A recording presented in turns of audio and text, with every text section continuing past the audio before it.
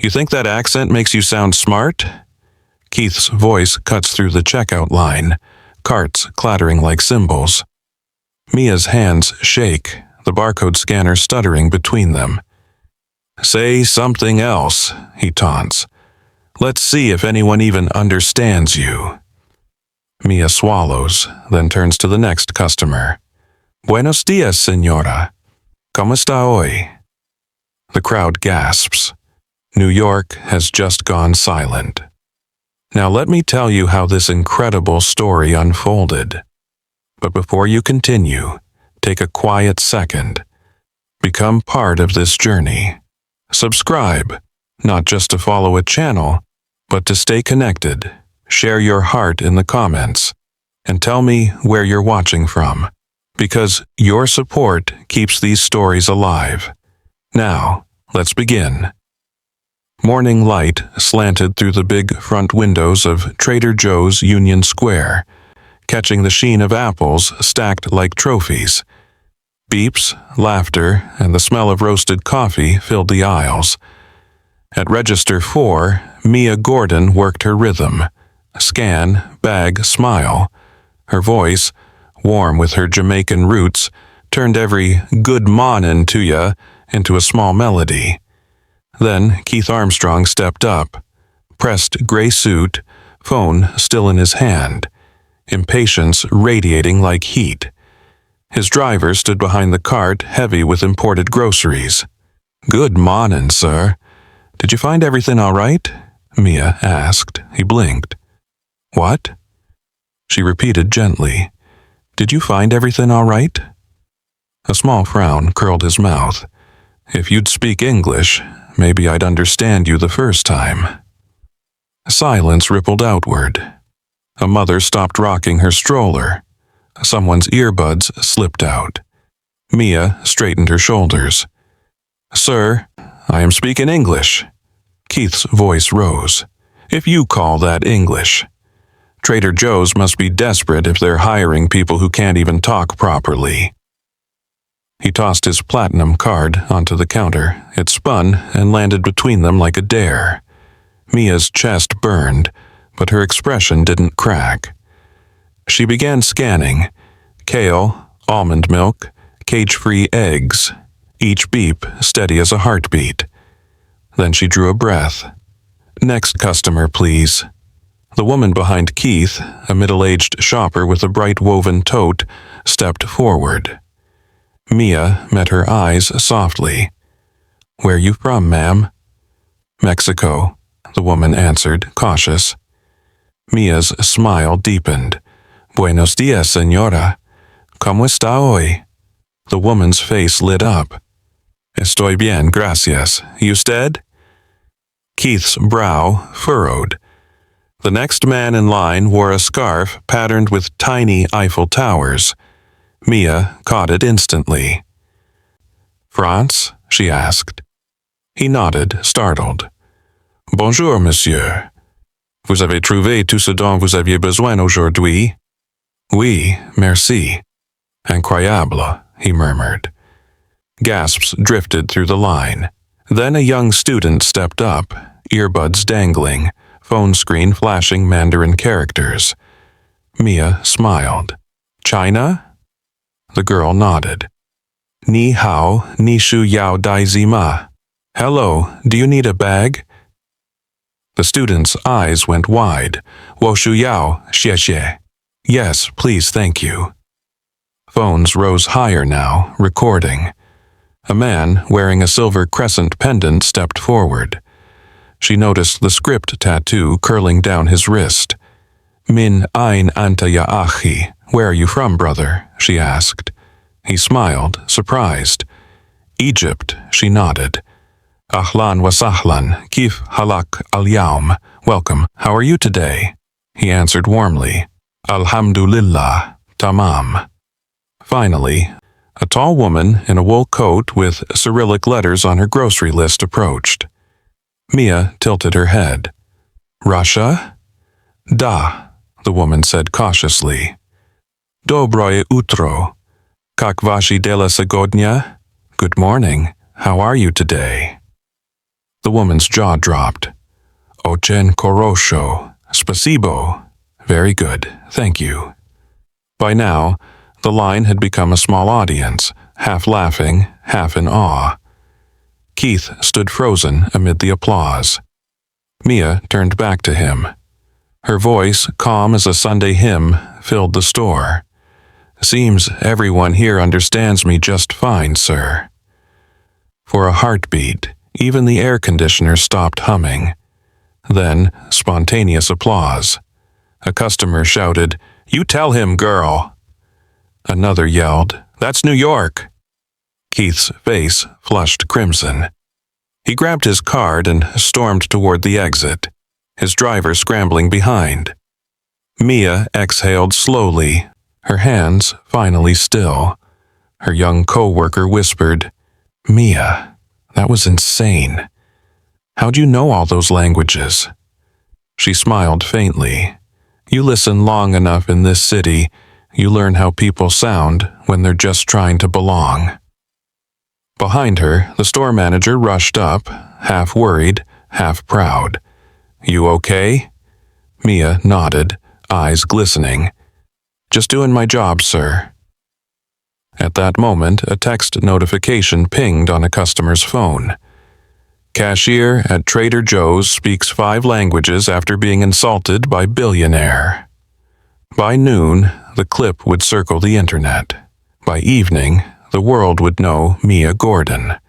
But standing there, surrounded by applause and the hum of scanners, she thought only of her mother's voice. "Never hide your sound, baby girl. Your tongue carry your story." And for the first time, Mia whispered back to herself, "Yeah, Mama, it sure does." Ever judge someone before hearing the rhythm in their voice? Maybe the world would sound kinder if we listened first. If that truth stirs something in you, stay with this story. It might just change how you hear people. By nightfall, every screen in New York was replaying the same 15 seconds. Keith Armstrong's sneer, Mia Gordon's calm switch between languages, the crowd's roar. Inside his glass-walled office on the 59th floor of the Armstrong Global Tower, Keith watched it loop with the sound off. Each silent frame hit like a punch. His assistant hovered. "Sir, the board wants a statement before the market opens." Keith muttered, "It's a grocery store clip, not a scandal." But even he didn't believe that. The caption, scrolling beneath the video, read, "Billionaire mocks cashier's accent, gets schooled in 5 languages." His phone buzzed with messages from PR firms, investors, and one number he couldn't delete. His late mother's old friend from Queens.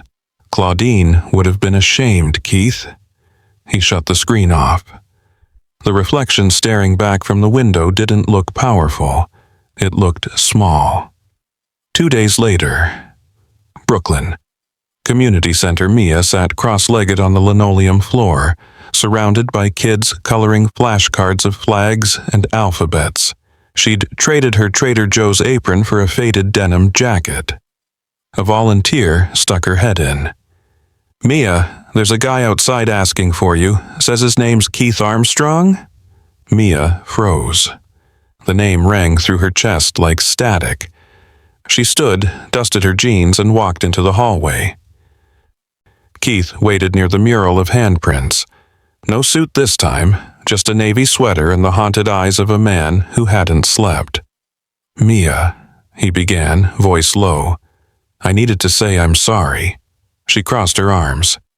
"You came all the way to Brooklyn for that?" He nodded. "I deserved what happened. She cut him off. "No, you deserved worse. You tried to humiliate me in front of 100 people and now you think an apology fixes it." Keith swallowed. "I don't expect forgiveness. I just need to understand. My mother, she was Haitian. She spent her life trying to sound American enough for people to take her seriously. When I heard your accent, something ugly came out of me. It was the same shame I gave her." Mia's anger faltered.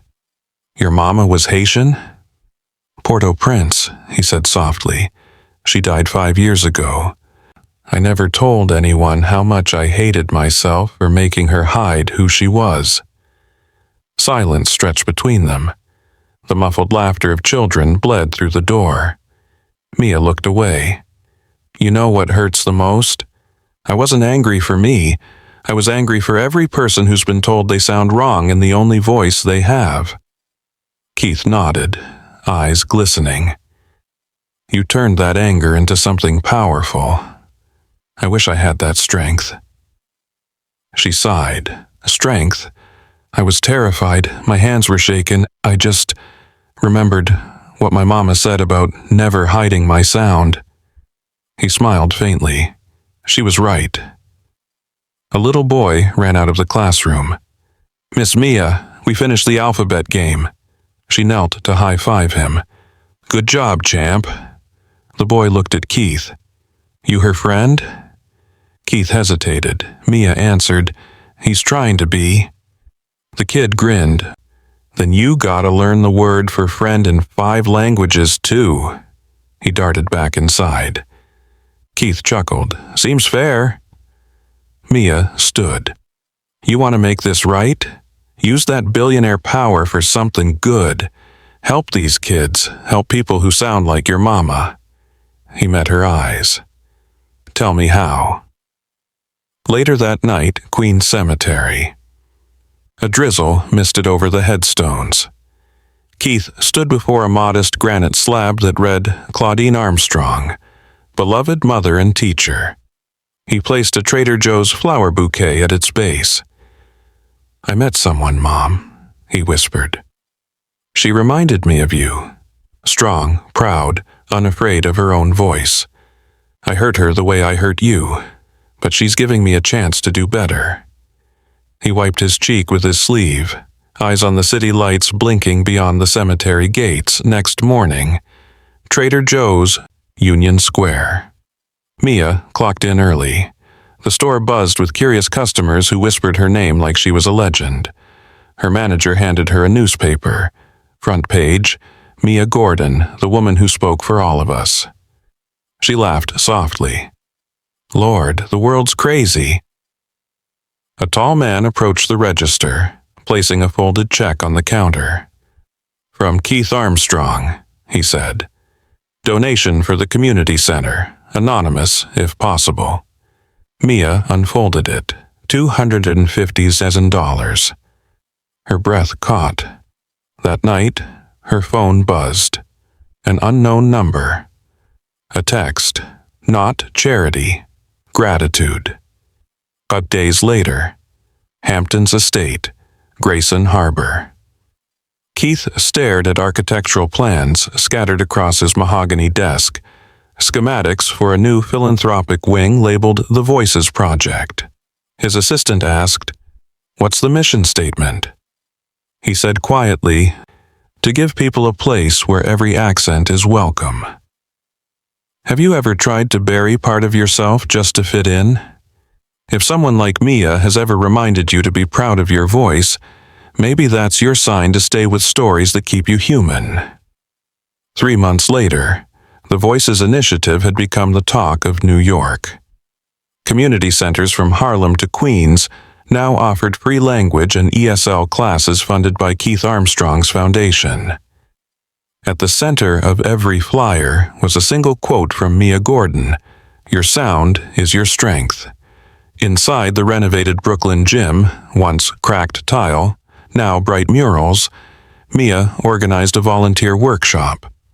Children giggled as they practiced hello in a dozen tongues. On one wall hung a portrait of her mother, smiling beside the phrase, We all belong.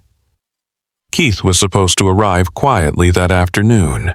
Instead, he came with a full media team. Cameras, reporters, flashbulbs. Mia froze mid-sentence as the lights hit her face. Mr. Armstrong, a journalist shouted. Is this project part of your image rehabilitation after the Trader Joe's incident? Keith stiffened. It's about community, another voice cut in. Is the cashier you insulted now working for you? The question sliced deeper than they knew. Mia stepped back. "Working for you?" she whispered. Keith turned to her, trying to calm things. "Mia, they twisted it."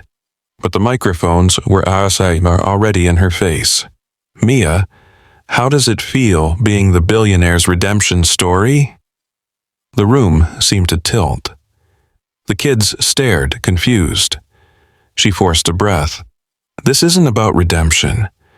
It's about language, about—" Keith interrupted, voice tight. "Let me handle this." Her eyes flashed. "You always want control, even of other people's stories." He winced. "That's not fair." "Fair?"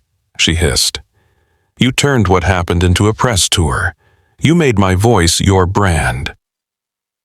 The crowd quieted. A volunteer tried to herd the children out. Cameras rolled mercilessly.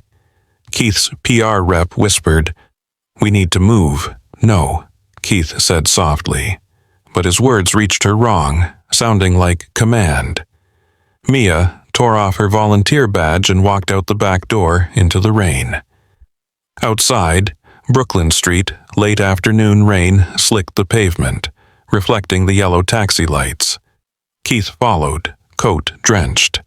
"Mia, wait!" She spun around. "You could have warned me." "I didn't invite them," he pleaded. "The media follows me everywhere." "Then maybe you shouldn't be here," she snapped. "You wanted to make it right, but now it's about you again." He stepped closer. "Everything I've done, the centers, the funding, it was for you, for what you stand for." She shook her head. "You still don't get it. It's never been about me. It's about every person who's been told they don't sound right." Tears mixed with rain on her cheeks. "I forgave you, Keith, but I can't let you turn my truth into your apology tour." She walked away, leaving him standing in the drizzle, his reflection fractured in the puddles. That night, the Armstrong Foundation Tower. Keith sat alone in the dark conference room, city lights trembling against the glass. The board's emails piled up.